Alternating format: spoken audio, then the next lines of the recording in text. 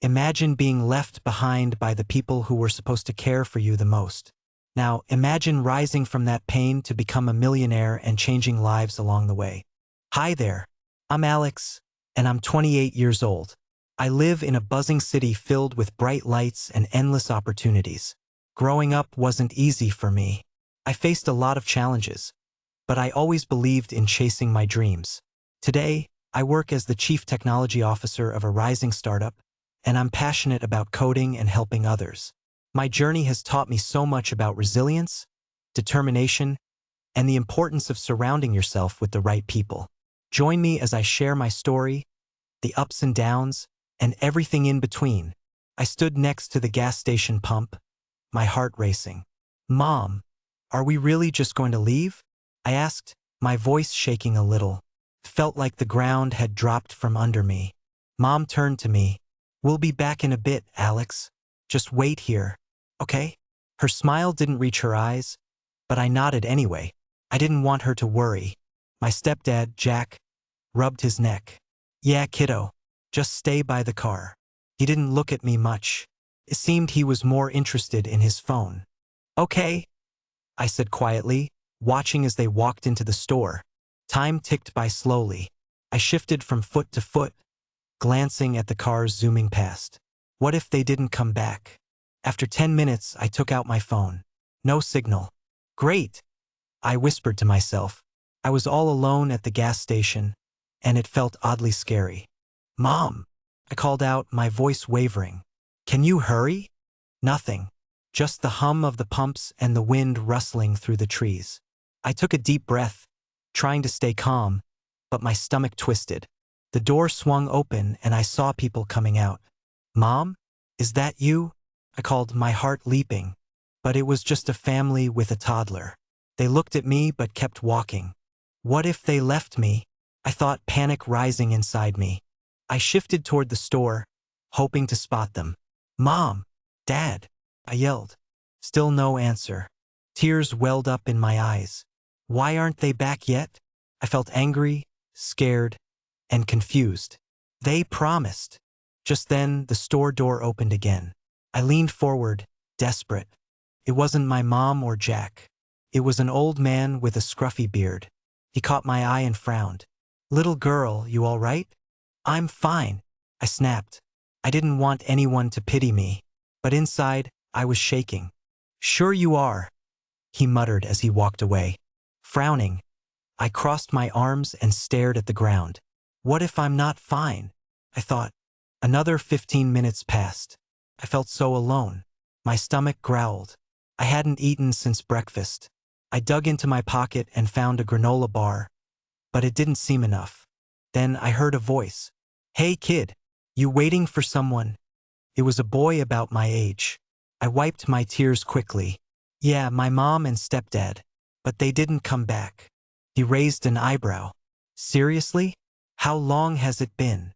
"Too long," I said, trying to hold back more tears. "They said they'd be back in a bit." "What if they left?" he asked, his voice softer now. The thought made my chest ache. "They wouldn't. They couldn't. If they do come back, you should tell them how you feel." I looked at him, surprised. "What do you mean?" He shrugged. "I dunno. Just say you were scared. You need to speak up." "Maybe," I whispered, not sure I was brave enough. More time passed, and the sun began to set. The sky turned orange and pink, but my heart was dark. I glanced at the road, looking for them. Nothing but headlights racing towards the station. Deep down, I felt betrayed. Did they really leave me? "Mom," I murmured, tears spilling down my cheeks. "Where are you?" But the only answer was the wind rushing by. The world around me grew darker. I hugged myself, feeling the chill creeping in as shadows stretched across the gas station. My heart thudded in my chest. "Mom!" I shouted again, my voice small and shaky. "Please come back." But only silence answered. I kept imagining her walking in with my stepdad, grinning like nothing was wrong. I blinked hard, fighting back tears. What if they really had left me? The little kid with the old man played with a toy car nearby, and I eyed him enviously. I missed being worry-free. My knuckles turned white as I gripped my phone tightly, hoping for a signal that wouldn't come. The gas station lights flickered, sending restless shadows dancing on the ground. "This isn't happening," I whispered. Panic crept into my throat. Suddenly, I heard a familiar voice. "Alex, where are you?"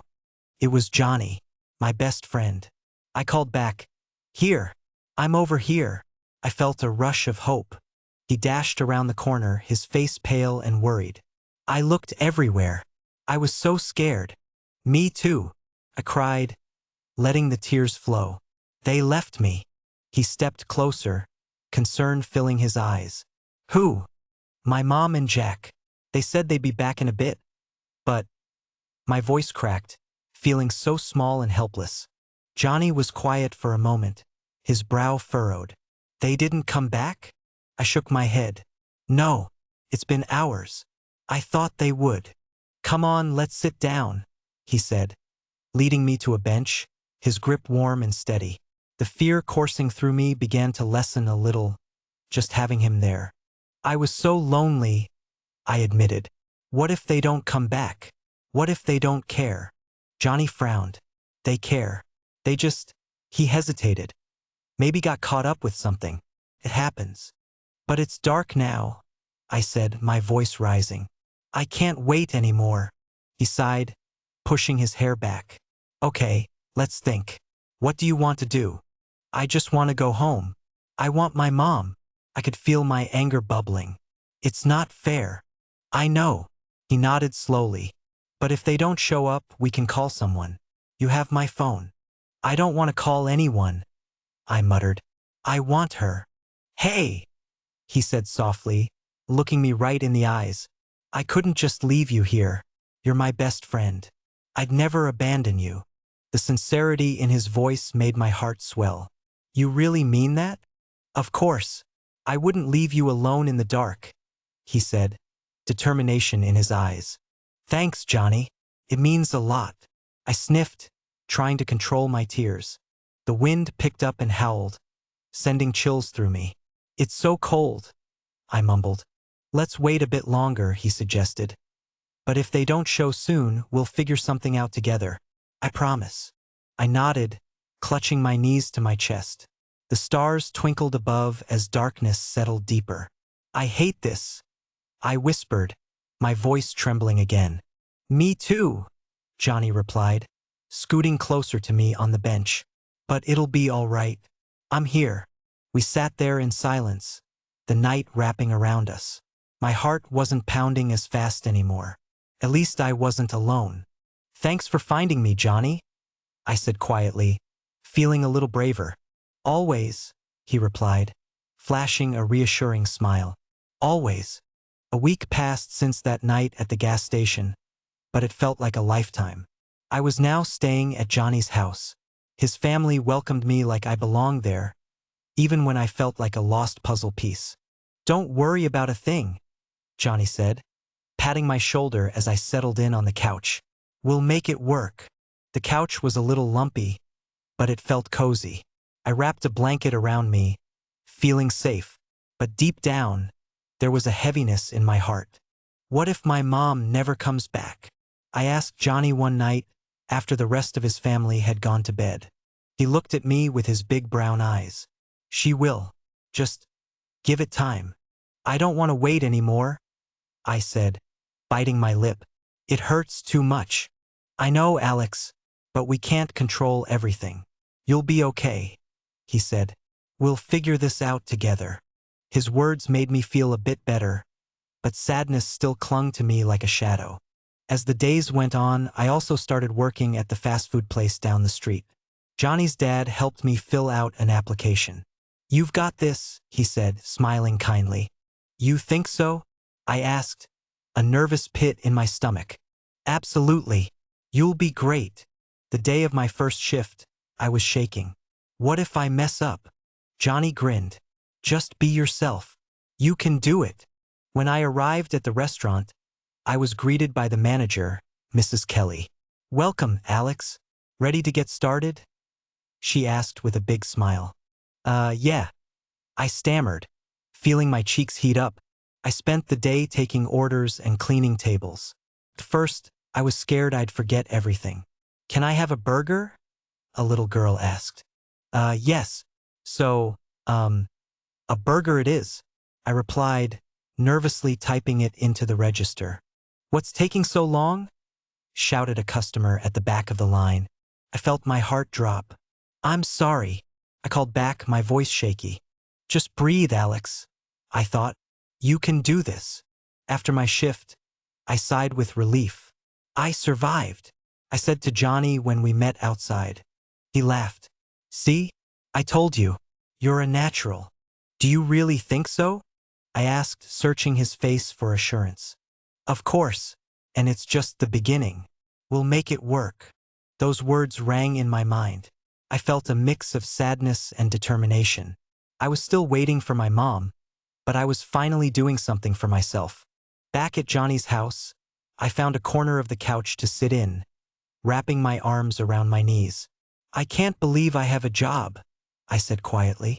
"Look at you. You're amazing," Johnny said. "You're handling everything like a champ. But I miss home. I miss everything," I admitted, my voice barely above a whisper. "It doesn't feel right." "I get it, Alex. It's tough," he said softly.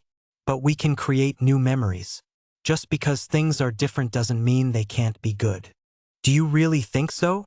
I asked, my heart aching. "Definitely," he replied, confidence shining in his eyes. "We'll make it our adventure." I smiled weakly, feeling a flicker of hope in the depths of my sadness. It wasn't the life I'd imagined, but maybe this was the start of something different. Together, we could face anything. I didn't know what the future held, but with Johnny by my side, I felt a little more ready to find out. After a few weeks of working at the fast food place and staying with Johnny, I realized I needed something more. I wanted to learn. I wanted a future. Every spare moment I had, I went to the library. It was my escape. The smell of old books and the quiet atmosphere wrapped around me like a warm blanket. I plopped down in front of a computer and began searching for coding tutorials. The screen flickered to life, and my fingers danced over the keyboard. Code a website. Create your first game. Learn Python. I was fascinated. This was a whole new world. "Wow, Alex, is that you?" I turned around to see Ms. Turner, the librarian, standing behind me. She had always been kind and welcoming. "Yes, Ms. Turner," I said, my eyes sparkling. "I'm learning to code." Her eyebrows lifted in surprise. "That's fantastic. How did you get into coding?" "I just thought it looked cool," I replied, my excitement bubbling over. "I want to make games and stuff." She smiled, her eyes shining. "That's wonderful. You're smarter than most adults I know." I felt my cheeks heat up. "Really? You think so?" "Absolutely. I've seen many people struggle with coding. But you're picking it up quickly," she said, walking closer. I grinned, riding the wave of her encouragement. "I've been practicing a lot. I want to learn everything." Ms. Turner nodded. "If you'd like, I can help you. I used to teach computer classes. We could set aside time to work together." "Really? That would be amazing," I gasped.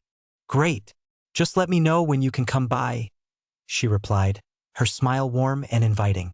That day, I left the library with my heart racing. I couldn't believe someone wanted to help me. As I walked home, I felt a surge of hope. Maybe I could create something beautiful out of all this chaos in my life. The next day, I rushed back to the library. "Ms. Turner, I'm here," I announced, nearly bouncing with excitement. "Okay, let's get started," she said, motioning me to a back room where it was quiet. "What do you want to focus on first?" "I want to make a game," I declared, my eyes shining. She chuckled, her laughter bright. "All right, let's start simple. How about we make a basic game together?" For the next hour, we worked closely. She guided me through writing my first lines of code. "You see? Just like that," she explained as the screen filled with colorful text. "You can make the game respond to clicks and movements." I stared at the screen, mesmerized. "This is amazing. I feel like I'm building something special." Yes, that's how it starts, she encouraged. Keep going. I believe you can do this. I could hardly contain my joy as we continued working. Every click and every line of code made me feel stronger, smarter. Thank you so much, Ms. Turner, I said when we finished. I love this. I'm proud of you, Alex. She smiled, her eyes twinkling. You have so much potential. As I walked home that day, my heart felt lighter. I wasn't just waiting for my mom anymore. I was creating my own path. I imagined the games I could make, the dreams I could chase. There was sadness in my life that I couldn't ignore. But with every moment I spent learning, I felt like I was building a future worth having. I knew I had the support of Johnny and Miss Turner, and I felt determined to make something of myself. Learning to code felt like a spark igniting inside me. I couldn't wait to see what would come next. At 25, I stood in front of a conference table as the chief technology officer of a rising startup. My heart raced with excitement and nerves. I glanced around at my team gathered before me, each face filled with hope and curiosity. Okay, everyone, let's get this meeting started, I said, trying to sound confident. Inside, I was buzzing with thoughts. How did I get here? As I looked around the room, a flashback surged through my mind. The memory of standing alone at the gas station, wondering if I'd ever see my mom again. Mom, why did you leave me? I thought, the ache surfacing again. I shook my head, forcing the thoughts away. Focus, Alex, I reminded myself. You're here for a reason. Hey, Alex, my colleague Jenna said, pulling me back to the present. Are we ready? Yes, right. Sorry, I replied, smiling nervously. Let's dive in. As I presented our latest project, I felt a sense of energy and purpose. Each line of code, each design, felt like a piece of the puzzle I had been building for years. When the presentation ended, cheers and applause filled the room. Great job, Alex, Jenna said, beaming. Thanks, everyone. I'm so proud of what we're doing together, I said, my heart swelling. For a moment, the sorrow of my past faded into the background. Yet, as I settled into my office, the memory hit me again. Standing at that lonely gas station, uncertainty drowning me. I won't let them define me, I whispered to the empty room. I'll succeed no matter what. It was true. I had worked hard to build my life. I recalled the countless nights spent coding with Ms. Turner's guidance, the laughter with Johnny, and how they had filled my heart with courage. Never give up. I could hear Ms. Turner's voice echoing in my mind. I opened my laptop, ready to tackle the next project with focus. As I typed, I felt a strength blooming inside me. Each keystroke reminded me of my journey. Then my phone buzzed. It was Johnny. Hey, you still alive? He joked. I couldn't help but smile. Barely, just wrapping up some work. You wouldn't believe the day I've had. Tell me everything, he urged. His excitement was contagious. After I filled him in on the meeting, he laughed. I always knew you'd make it big. Remember when you wanted to give up? Yeah, I sighed. But I can't forget where I came from. I wouldn't be here without those struggles. Exactly. You turned that pain into power, and that's incredible. You're my hero, he said, his admiration shining through. I grinned, warmth spreading through me. You really think that? Of course. You've overcome so much. Just don't forget to celebrate yourself sometimes, he replied. I will. It's just hard sometimes, I confessed. Every bit of success pushes me forward, but I still feel that ache. You're allowed to feel that, he said softly. It only shows how far you've come. I really appreciate that, Johnny, I said, feeling emotional.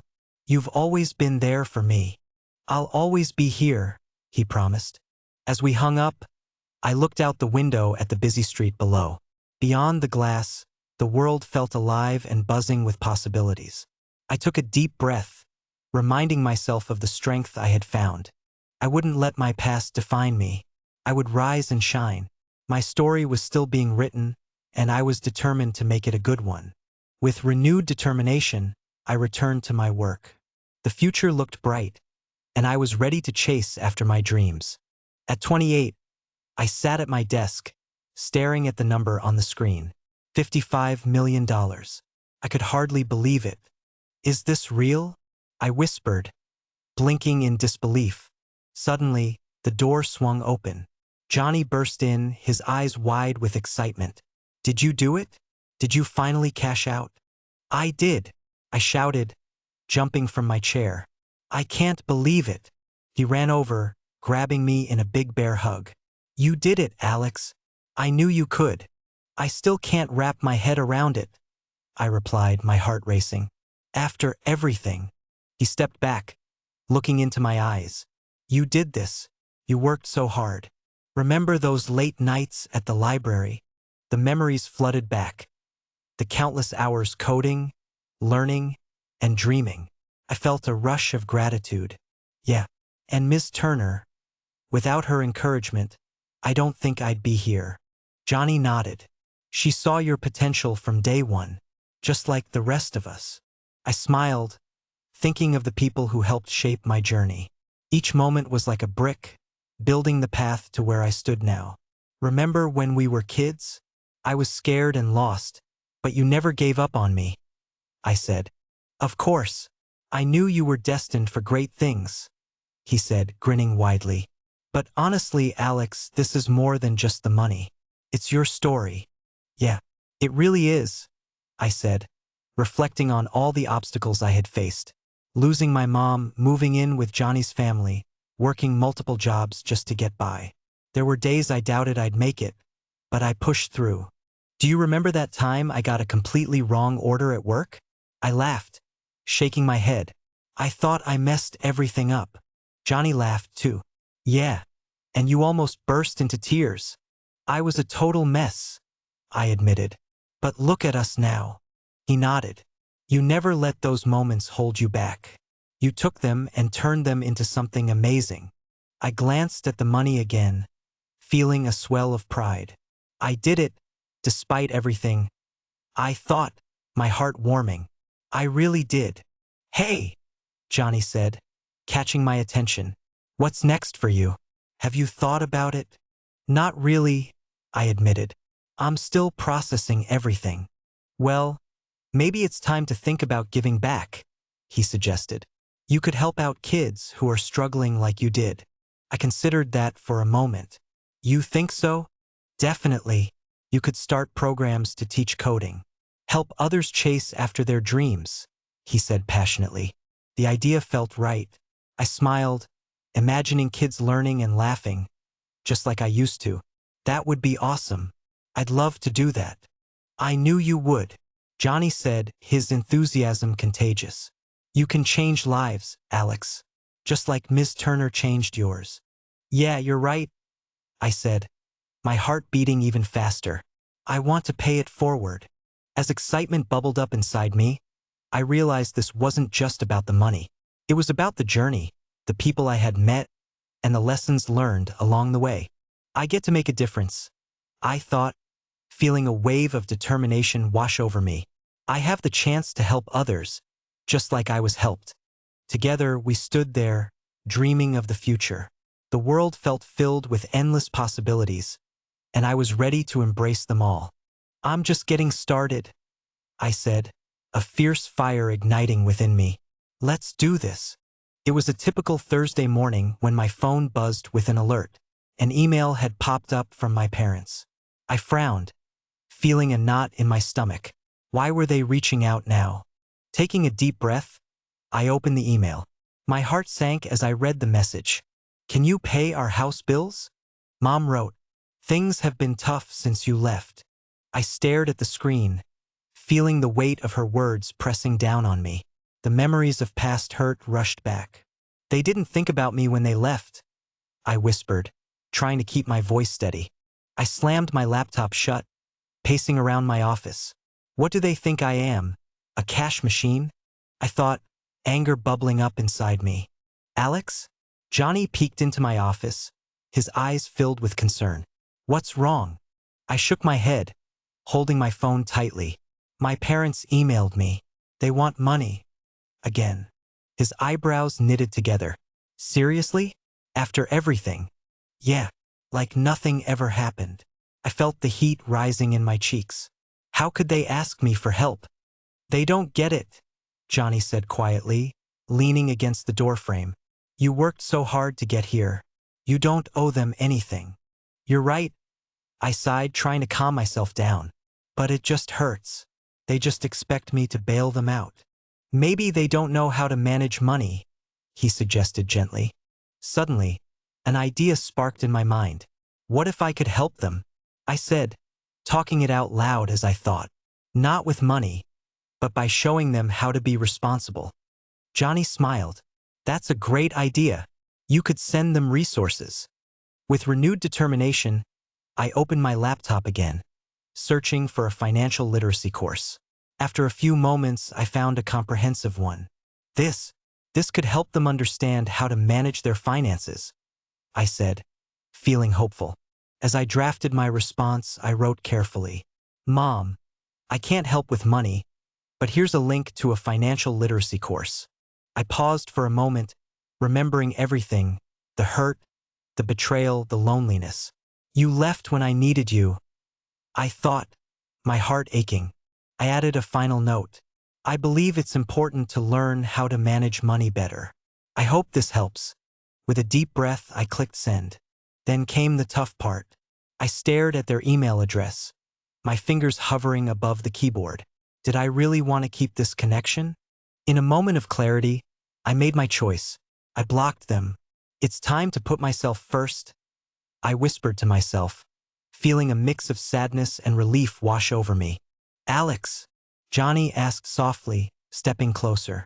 What did you decide? I blocked them, I said, my voice steady but my heart heavy. I can't keep living in their shadow. He nodded, understanding. That takes strength. You're taking control of your life. As the realization sank in, I felt a strange sense of closure. I could finally breathe without the weight of their expectations on my shoulders. I did it for me, I thought, pride swelling in my chest amidst the sadness. But what if they change? I worried silently. Maybe one day. But today, you need to focus on your own journey, Johnny said, his voice firm but kind. I took a deep breath, allowing the mixing emotions to settle. I've come too far to let them pull me back. With a flick of my wrist, I closed my laptop, standing taller than I ever had. It's time to look forward, I thought, the beginnings of a smile breaking across my face. Johnny grinned. Ready for the next adventure? More than ever, I replied, feeling a spark of hope. It was time to embrace my future.